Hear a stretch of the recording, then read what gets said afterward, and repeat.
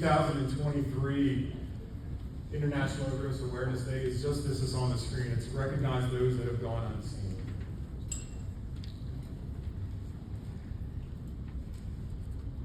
That theme is pretty powerful when you think about it.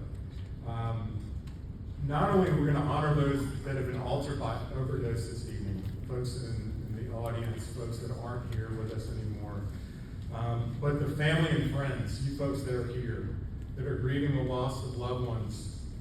Here's the one that really strikes us, is the workers in healthcare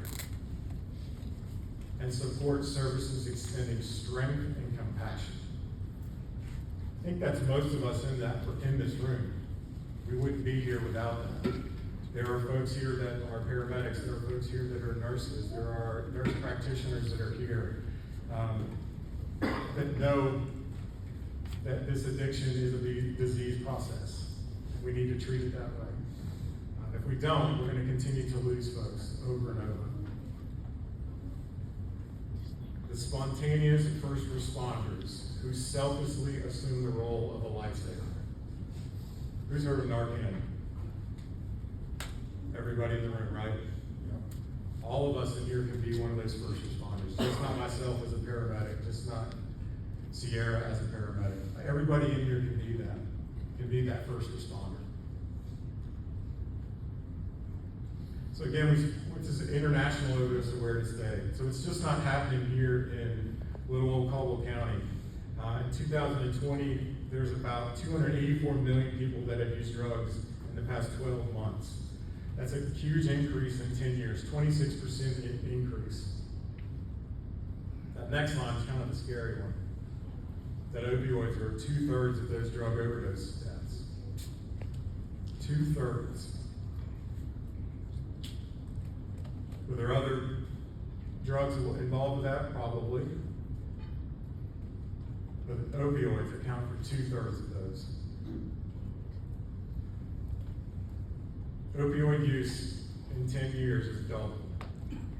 From 36 million to 61.3 million folks. That's a lot of people. It's an enormous number.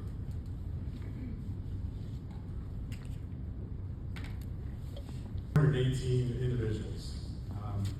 It's a pretty large number. Not unique individuals, but individuals we've contacted, 418. We've had 113 referrals out to detox, to inpatients, you name it. Really excited about the bottom number there from the naloxone distribution, 933 doses. That's getting that out into the field. So that's keeping people alive. That's giving people that extra chance. We do OD mapping. Here's our Caldwell County. It's floating around on us here. From January of this year to I presented this to a couple of councils and over the past couple of weeks. So this is the top 10 that we don't want to be a part of. Most top 10s you do, right? As you can see, the red circle there, it keeps bringing around in Caldwell County. There's a lot of, this is a very busy stat. Very busy graph, but I'll just bring you to, you can look on either side here. You guys know where Caldwell County is on the map, right? We don't need to come over here do our geography lessons, but it's a dark color. That's the highest amount. That's the highest count that's on this map for Caldwell County. So this represents in the last calendar month, so from July of 2022 until July of 2023, the highest rate of medication and drug overdose emergency department visits. As you can see, Caldwell County, the count is 227 per this data point, which is a rate that's increased 276%.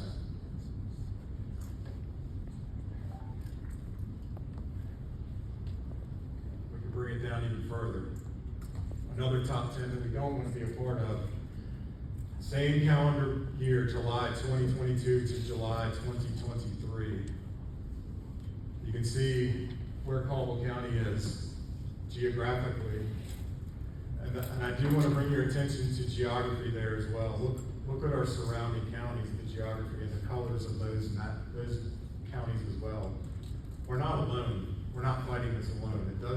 not know boundaries of county lines, bridges in Hickory, going up the mountain. I'm a Caldwell County Commissioner here in Caldwell County. And I think the biggest thing that,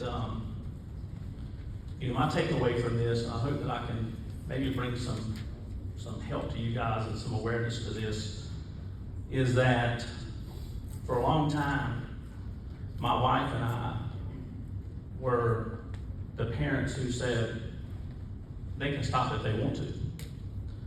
This is a choice they're making. They're deciding to do things they're doing. And I was probably the hardest. Obviously, a mom is the first one to enable that. My wife will tell you that she was sending money. He lived in Rockingham County. He did not pass away here. But my wife was sending money to him, unbeknownst to me, which was fine at the end of the day. But I think the key thing is that, the folks that have lost a loved one, I want you to understand you're not by yourself. It happened to me. I have a great career. I have a great job. I live in a beautiful home. He was raised by his father in Rockingham County. He chose to live with his father. He came to us several years ago to live with us, and again, my focus was, and my desire was, we're going to fix this with tough love. Okay? How many of you have tried the tough love side? Okay?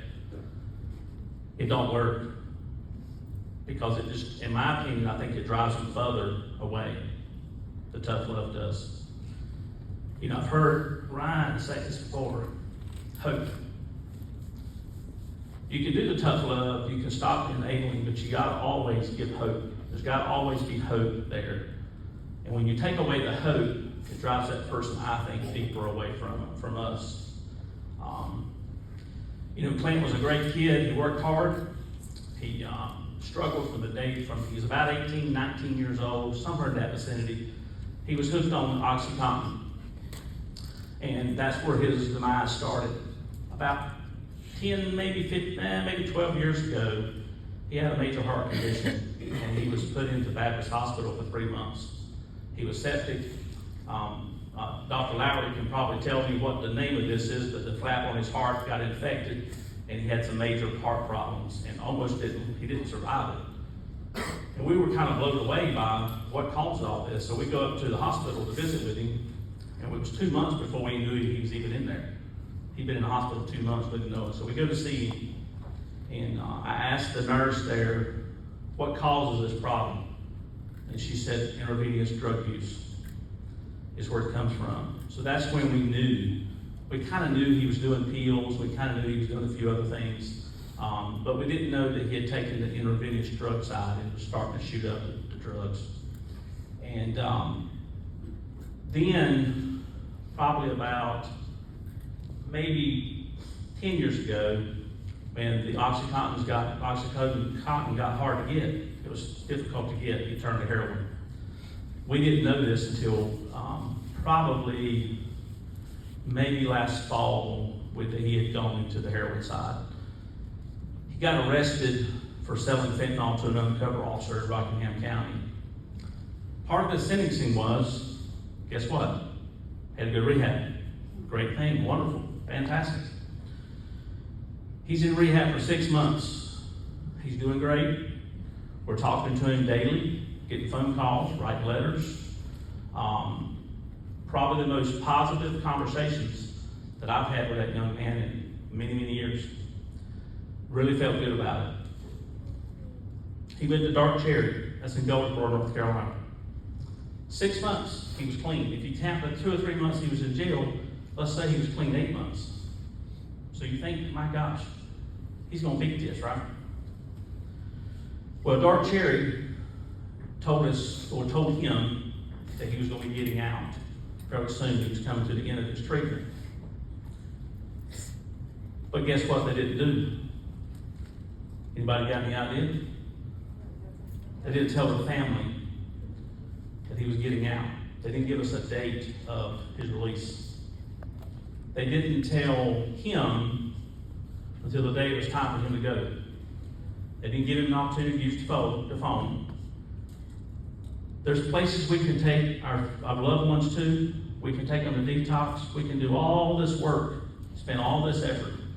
Our Restart team, fantastic. They're doing wonderful jobs.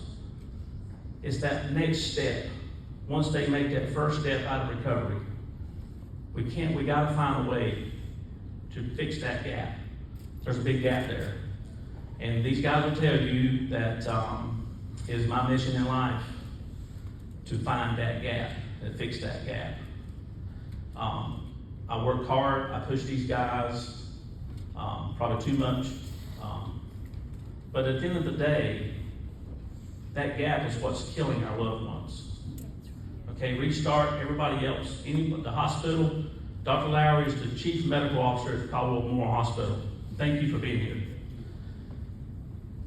They can come in his ER, they can do all the treatment they want.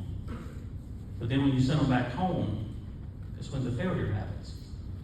So we have to keep on, and I'm asking you guys to push on your state legislators, to push on your congressmen, to push on everybody you can push on until we fix that damn gap.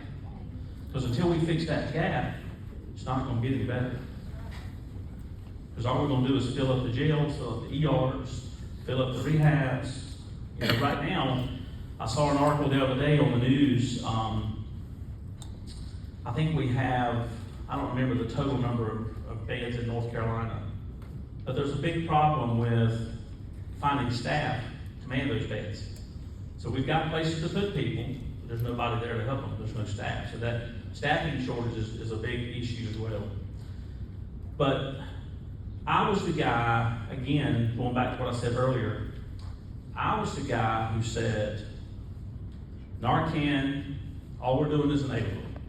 Y'all heard that? Okay? I was that guy. I was that guy who said, you can stop this if you want to. You can stop it. But I'm going to tell you what changed my mind, and y'all going to laugh when I tell you this. You're going to think I'm crazy. I went to watch Beth Macy speak in Wilmington at a conference. And Beth Macy wrote the book, Dope Sick. And I'm not a reader. Okay, I quit high school in 11th grade. I don't like to read. Reading scares me. It takes me back to my childhood.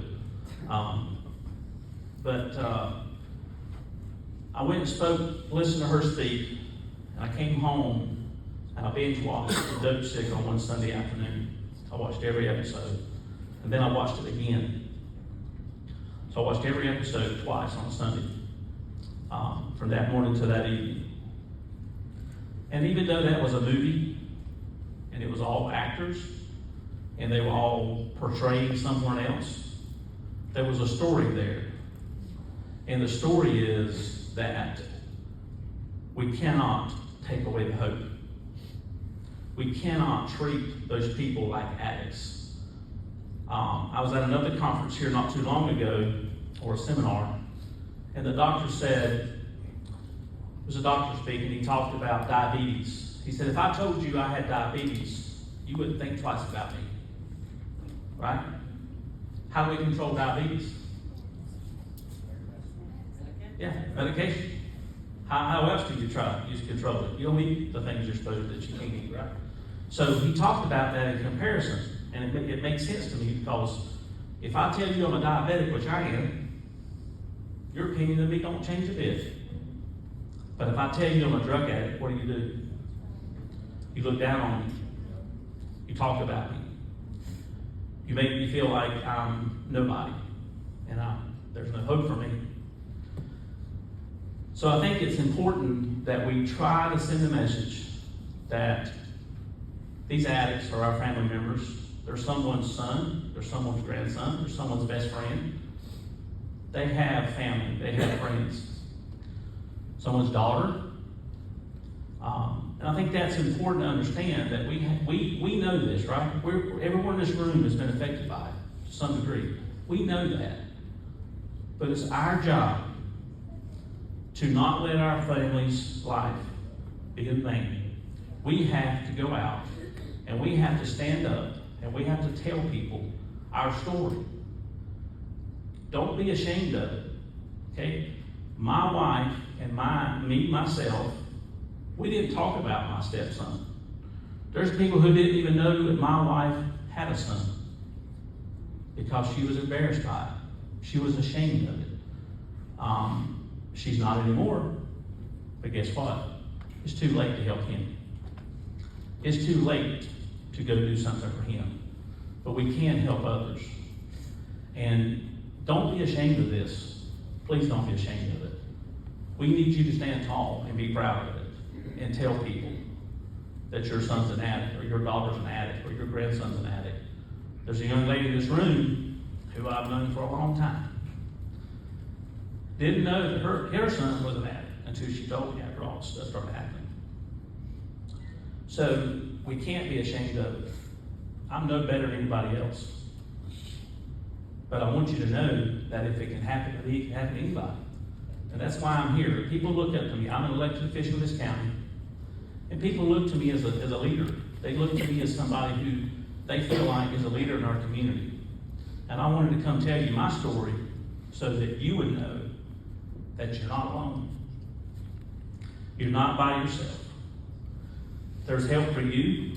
At Restart, we're working on some different things. These guys are doing a fantastic job. I'm very proud of them. But there's things that you can do to help yourself. Don't let this thing absorb your life. Your loved one would not want that. Okay? Step out of your comfort zone, be proud, and tell people your story. Let them know. Because that's how we're going to educate it. Now, I don't know how many of you are on social media.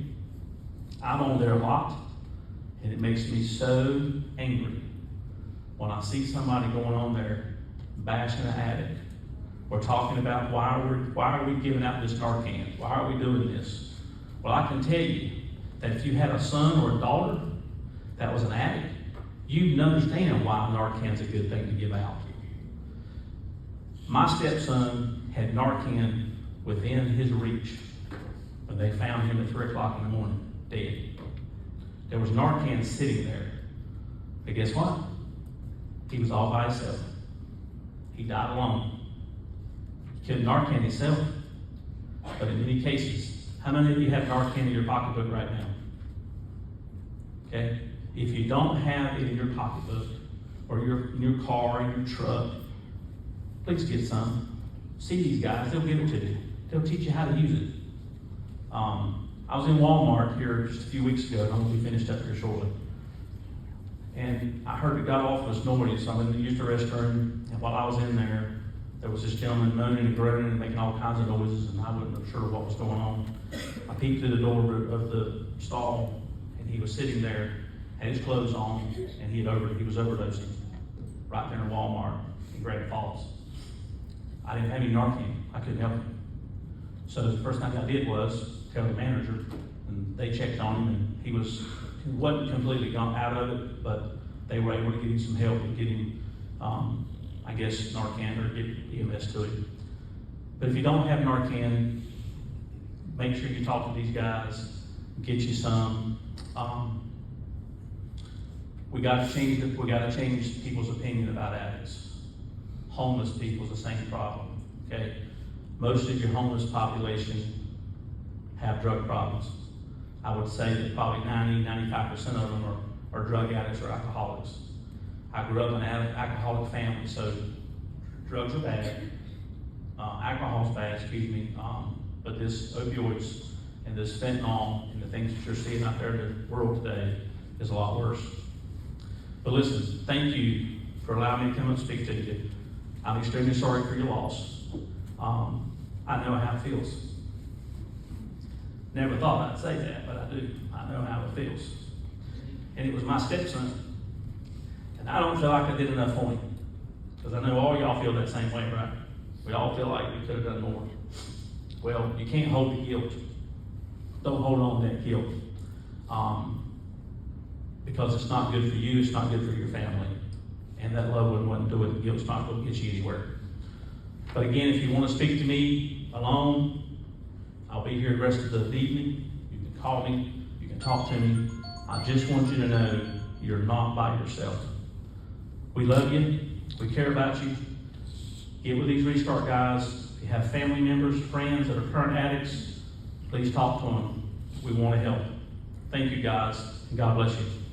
Down beforehand, so I wrote this when Ryan had asked me if I would be up for coming to speak at an event like this. And as a licensed addiction counselor and a licensed mental health counselor, I not only want to because I love my brother and I want his story to be out in the world, but also for what I do. I want people to know that they're not alone, and what kind of things, that you can do to help when you're in a situation that feels impossible as a family member. So there are many definitions of grief. It's defined as the anguish experienced after significant loss, a deep sadness, especially for the loss of someone or something loved. There's a lot of synonyms for grief, including agony, heartache, pain, sorrow, misery, and suffering. Grief often includes physiological distress, separation anxiety, yearning, obsessive dwelling on the past, and apprehension for the future. It's the emotional suffering that you feel when something or someone you love is taken away. And often the pain of loss can feel overwhelming. Out of all of these definitions, and of all the descriptive words, I've yet to be able to accurately describe the pain of losing my only brother to an accidental heroin overdose on January 22nd, 2018. It was a Monday that started the same as any other. The normal hustle and bustle, getting myself ready for work, getting the kids ready for school. Dropped them off at school, daycare. We were preparing for my daughter's birthday, which was the 23rd of January. So my brother, William, and I picked up her cake over the weekend. It was a Poppy doll trolls cake. And he kept joking, that he was going to eat it. He was going to take a piece before, her actual birthday. But of course he didn't. We had the cake at home. Her party was supposed to have been the 20th, but she, myself, and William had all recently been sick with the flu. So we had postponed her party till the next weekend, decided to reschedule it. And I had no idea that by rescheduling it, my brother would never make it to her second birthday party, or even to her second birthday. I was at work that morning. The detox unit is closed now, but I work on the behavioral health unit at Grace Hospital in Morganton. At the time, I was working on the detox unit when it was open. And a friend of my brother's had actually been a patient up there. And he was on day 6 or 7. He was detoxed. He was ready to move on to the next step. And my brother had, been in contact with him and was going to help take him to rehab when he left the hospital. And over the past week, my brother talked to me a lot about it, just almost, I guess, to hear his own self-talk about, what to do and what not to do, kind of like giving himself a pep talk almost, of, I know I should probably tell my sponsor where we're going. I don't need to take extra money with me. I need to make sure that, we call the rehab place before we get there and call, maybe I'll have Joe go with me, which was another clean friend of my brother's. So, he was saying and doing, he was saying all the right things, all the things he knew to do, because he knew what to do. He had done this before. He was in recovery at the time. He knew what to do to keep himself clean. He texted me that morning, and he asked me to borrow some money, which was not out of the norm for my brother, whether he was using or not using. It wasn't out of the norm for him to ask for our money. So I was like, yeah, how much do you need? He said, well, I just really need enough to, for gas to get to Charlotte, because that's where the rehab program was. So I was like, yeah, sure, I don't have cash, but I told him to go to my dad's work, our dad's work, and get cash from our dad, and then, I would pay dad back. So, he texted me that he was like, I now owe you $55, and I joked back, you know, texted him back in joke saying, what you're saying is that I just gave you $55. And he's like, ha ha ha. So he came to pick up his friend from the hospital, the detox unit. It was probably around 10 a.m. that morning. The last text I ever received from him said, I'm here. That's all it said.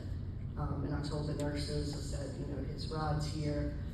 I was gonna walk that patient down, but I didn't that day because I had a treatment team meeting to go to.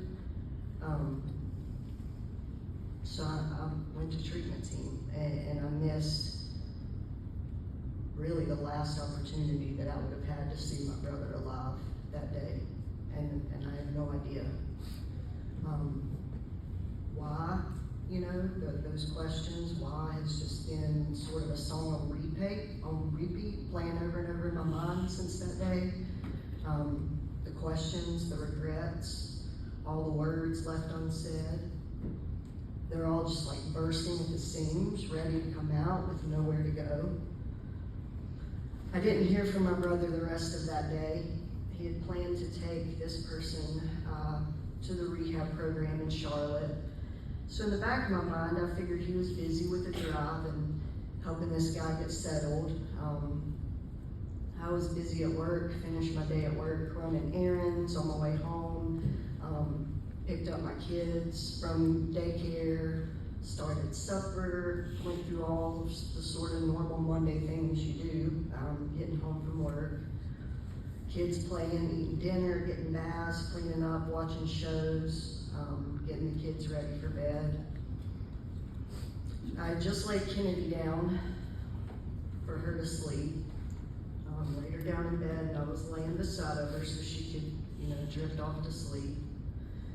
And I was telling her all about how she's a big girl, and reminding her that her birthday is tomorrow and she'll be 2. And my phone started buzzing. And I looked at the screen, and it was my mom calling, and I thought, well, I'll call her back after the kids are asleep. I'm gonna let Kennedy get to sleep. My ex-husband at the time had put our other child to bed, Dax, and he was back in his room, and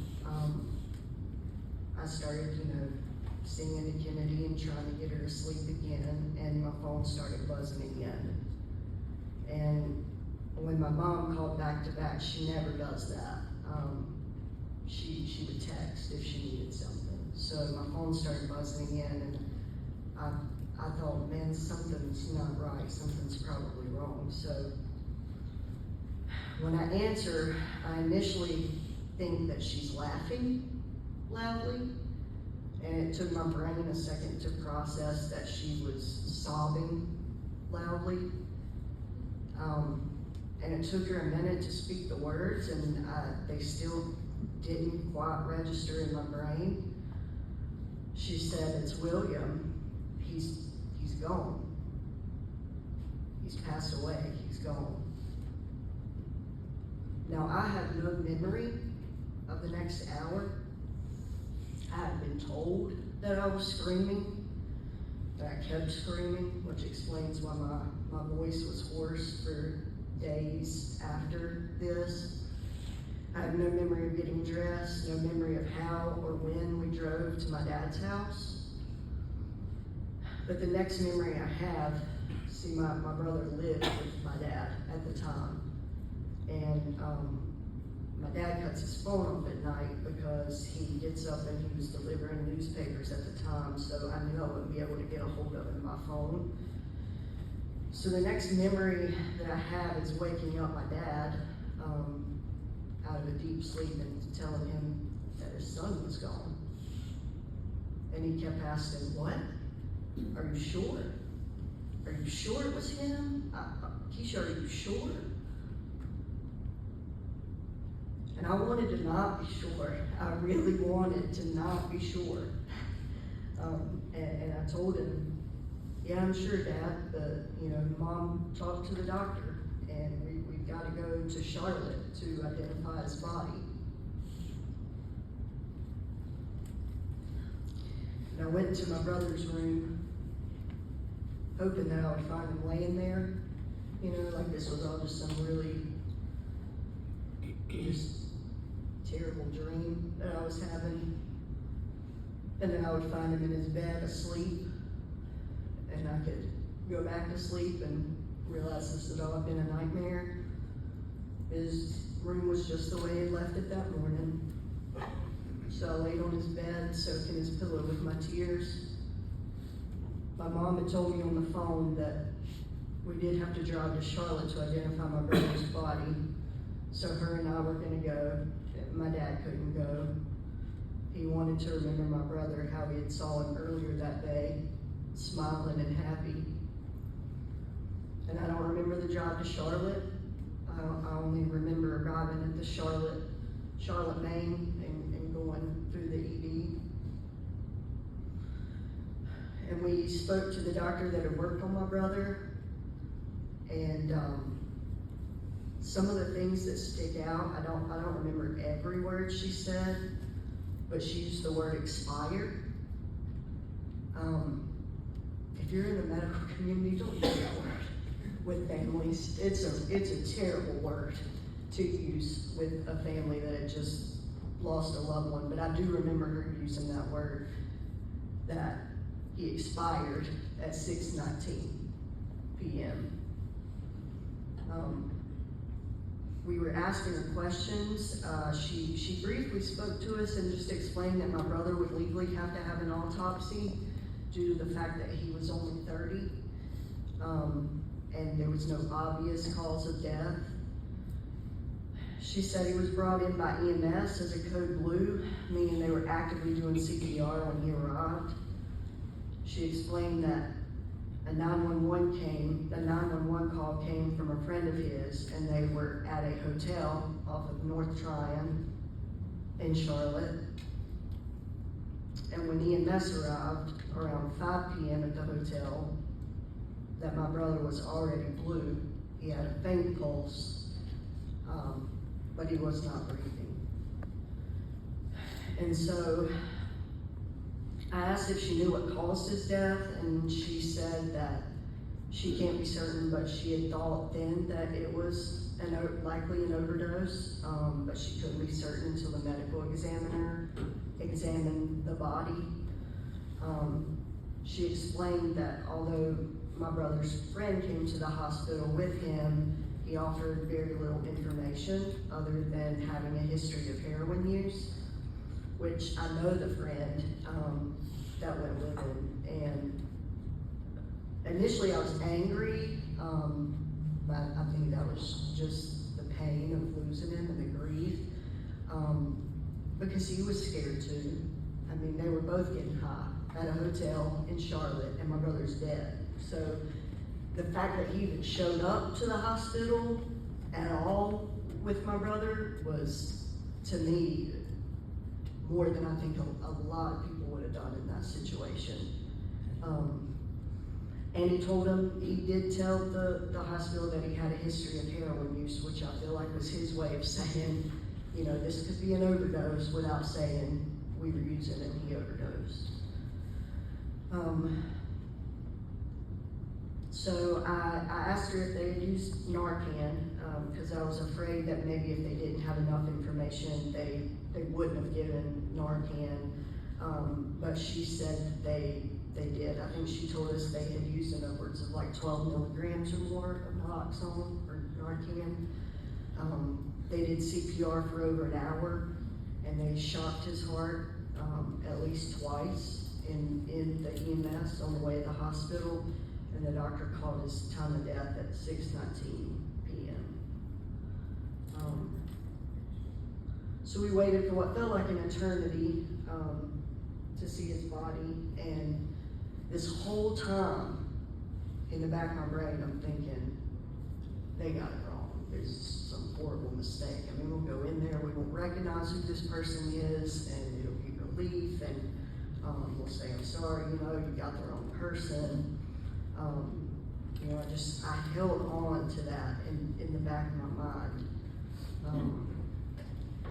You know, it'll be a stranger lying there. You know, this is this is not my world crumbling, this is not my family's world crumbling. This is somebody else's brother.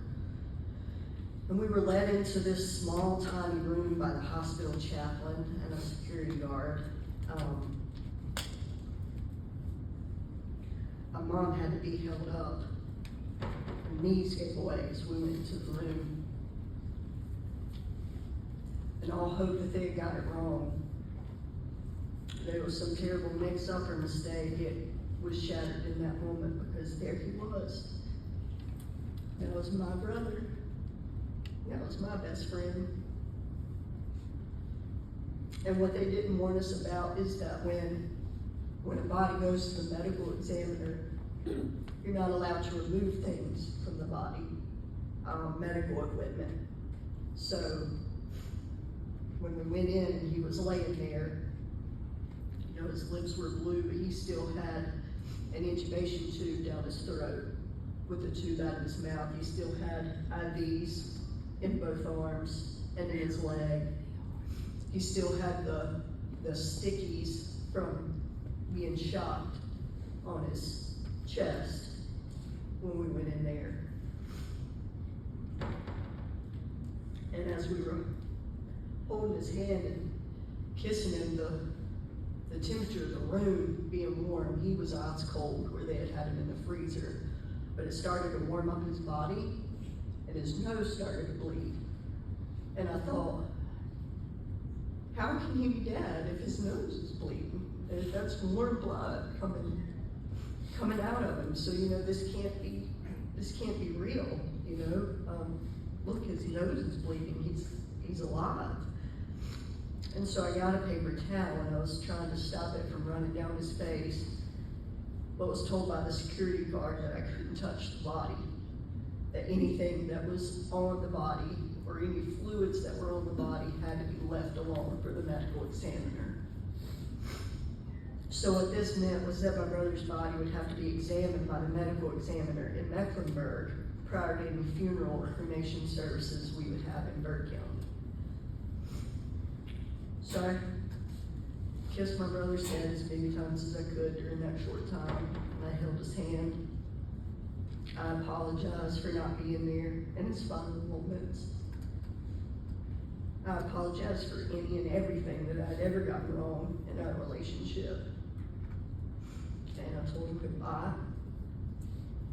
And just like that, we were planning his funeral. Normal Monday. Started out like any other and ended with us planning my brother's funeral. And for the world, this day was 5.5 years ago. Just a distant memory. For me, I still remember every tiny detail of that day. The rain, cold on my face as I walked out of the Charlotte ED after seeing my brother for the last time. The sterile smell of the bag that they put my brother's clothes in and his belongings, and the way they felt when I took them out where they were soaked with rain earlier that day. The way his shoes were still tied when they were removed from his feet. The smudges on his glasses that I imagine got there from people removing them to work on it. Whether it's been 5 years, 5 months, or 5 days, my heart can't tell time. Neither can my mom's or my dad's. It hurts just the same as it did on January 22nd, 2018. And at his funeral, there are a couple people here that were at his funeral when he passed away. I spoke about him dying clean. And for those of you that have been through this, you know that a medical examiner's case, they can't tell you anything for certain, but if it is an overdose, it's typically 2, sometimes 3 months before you get the toxicity screen back to tell you what they actually died from. So by the time we had his funeral, I couldn't say for certain. I knew in my heart of hearts that it was an overdose, but I remember my mother-in-law at the time saying William deserves the benefit of the doubt. And she was right, and I gave him that. I gave him the benefit of the doubt. So when we had his funeral, I talked of him dying clean, because I thought, my brother, of all that he's battled and went through, and the amount of clean time he has behind him, he deserves the benefit of the doubt. So that's what we gave him. And it would be 2 more months before we finally got the cause of death, which was fentanyl toxicity.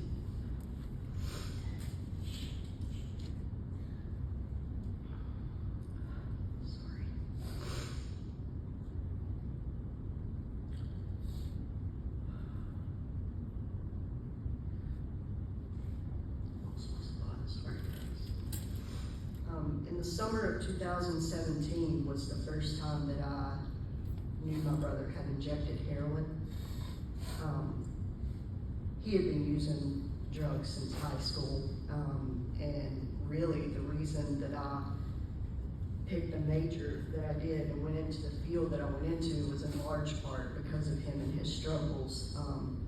Not only did he have a substance use disorder, he's what the field would call dual diagnosed or co-occurring disorders. He was also diagnosed with schizoaffective disorder, which is a pretty severe and persistent mental illness. So he had gone through a lot with his substance use and dealing with his mental health and being off of meds and self-medicating. And but you know, the longest period of clean time he had was 4.5 years. But he kept trying, you know. Even after the 4 years, I remember thinking that I had not thought about his funeral in months. And that was something that stayed not at the front of my brain, but on my brain and on my mind quite often, was that I was gonna have to plan his funeral. And it had not been on my brain in a while, and shortly after that, he had relapsed after 4.5 years clean. So,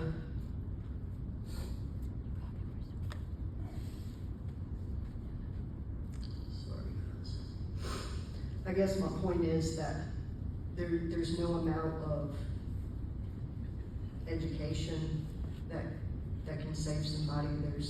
If love alone could save him, if love alone could save those that have passed away, we wouldn't be here in this room, right?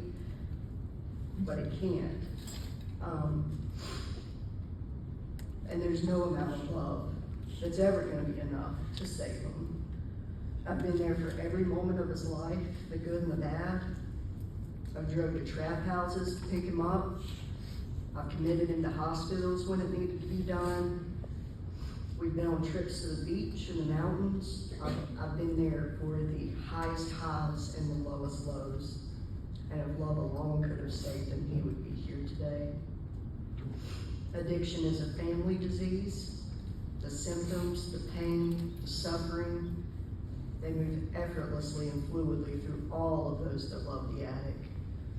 We cry when they cry. We rejoice when they rejoice. We suffer as they suffer. And when they die, we die with them.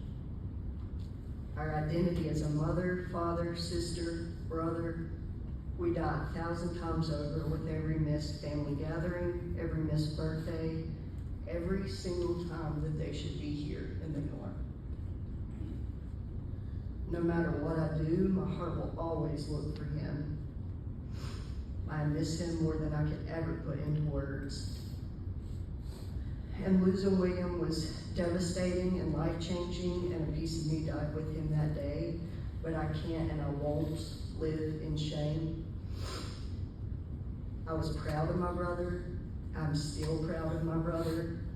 And no matter what, relapses didn't change that. His death hasn't changed that. Because no matter what, he always picked himself up and tried again. And I've always been in awe of his courage and his bravery. And I will honor his strength, even in death. and I will continue to tell a story to spread the message to families and others struggling with addiction that they're not alone. I will do my best to bring awareness and break the stigma, and if just one person hears this story and is touched by it or connected to it, then William and all of the others that we've lost will not have died in vain. And his stories and the stories of others, they can still reach those who are still here and maybe make someone else's journey a little easier and possibly help them reach the happy ending that they crave so badly. Every family and every person with addiction has their own journey, and while there are differences, they're all a result of the same merciless disease. And when you love a person in the grips of addiction, we have to make choices. Sometimes they're really hard choices on how we deal, with things in our individual situations. And even though others may do it differently, it's nice to know that we're all in this together, to have support of other families. And so before I end, I would like to just read something that I wrote about what grief feels like for me.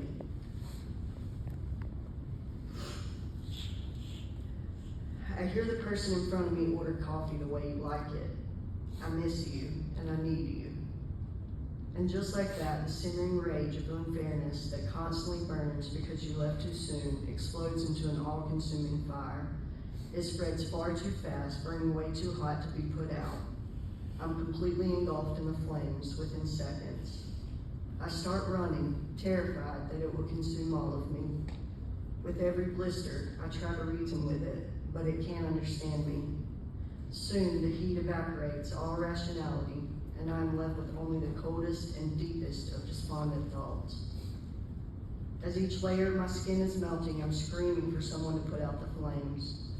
All the while, these faces around me do not seem alarmed, carrying on with their everyday lives as if they can't see the fire, or smell the burning, or feel the heat. I don't understand, why can't they hear my screams? But then I pass a mirror as I'm running, and it stops me in my tracks. My reflection looks the same as it did before you left. I hear myself screaming, but my reflection is smiling. I smell my flesh burning. I feel the flames engulfing me. Yet the person staring back at me looks calm. Is this a trick? Surely I'm looking into one of those funhouse mirrors that distorts reality. But I'm not. How can I be in this much pain and yet appear so put together? No wonder no one looks panicked or alarmed. They don't see the fire, they don't hear the screams, and they can't feel the pain. I close my eyes and I see your face. In an instant, I relive 1,000 memories of you, precious moments of love and laughter that now only exist in my mind. I hear your voice as though I just heard it this morning. One memory fades into the next, and the next, and the next at a speed I cannot comprehend. I feel tears on my cheeks, and I notice the quiet that comes when 30 years of life is flashing through my mind, scene by scene by scene. I'm no longer screaming. Your smile has put out my flames. I feel exhausted. I suddenly snap back to my reality, looking at the people around me, wondering how many hours I'd been standing in the line of this coffee shop. I'm certain I'd missed the events of over half the day. I checked the time only to discover that less than a minute has passed, and I'm next in line to order. This is grief.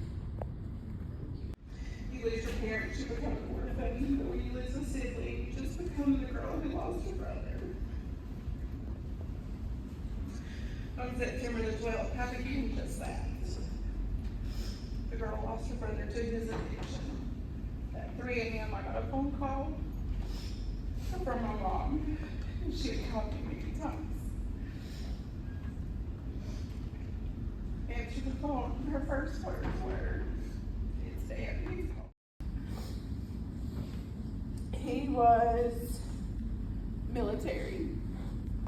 He served 2 tours in Iraq. And really when he came back, that's where a lot of his problems started. PTSD. He saw things over there that he couldn't talk about, and he couldn't get the help that he needed, so he turned to drugs. But losing him was one of the hardest things I've ever been through in my life. And to this day, I will never be able to listen to family traditions by him. I will never be able to eat at Olive Garden or fix a hamburger steak without crying. I miss my brother. And you're not alone. And it makes me feel good to know that I'm not alone in this. It makes me feel so good that I'm not alone either. And Commissioner Potter, wow. You're right. Hope. Hope is all that we have, but hope is all they have. And I gave Daniel that hope.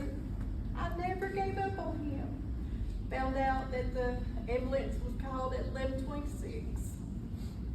They got to Valdez Hospital, opened the ambulance doors, he sat up, said something, fell backwards and went into cardiac arrest. Couldn't get him back, he died at 12:15, an hour after I talked with him. Found out 6 months later, because of COVID, he died of heroin toxicity and fentanyl toxicity and acetylfentanyl toxicity, and the fentanyl in him that killed a lot of people. I called my mom. She come and got me, took me to Valdez. I called Ashley. I'll never get that picture out of my head, seeing my son laying on that concrete slab with all of them tubes, and I'm a nurse and I've seen it over and over, but I'll never get that picture out of my head. But he wasn't just an addict. He was the funniest. Too many people that I've known and loved will never get the chance to know how amazingly wonderful life can be without being high.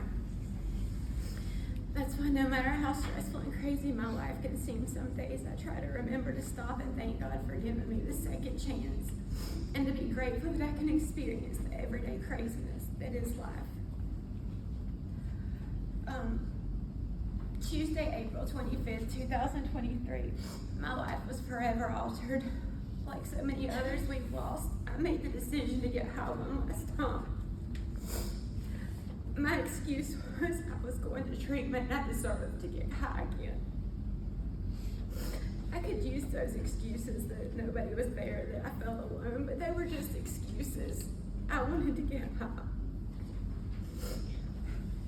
As I was getting ready to get high, I had no thoughts of trying to kill myself, even though I knew the drug I was doing was killing people.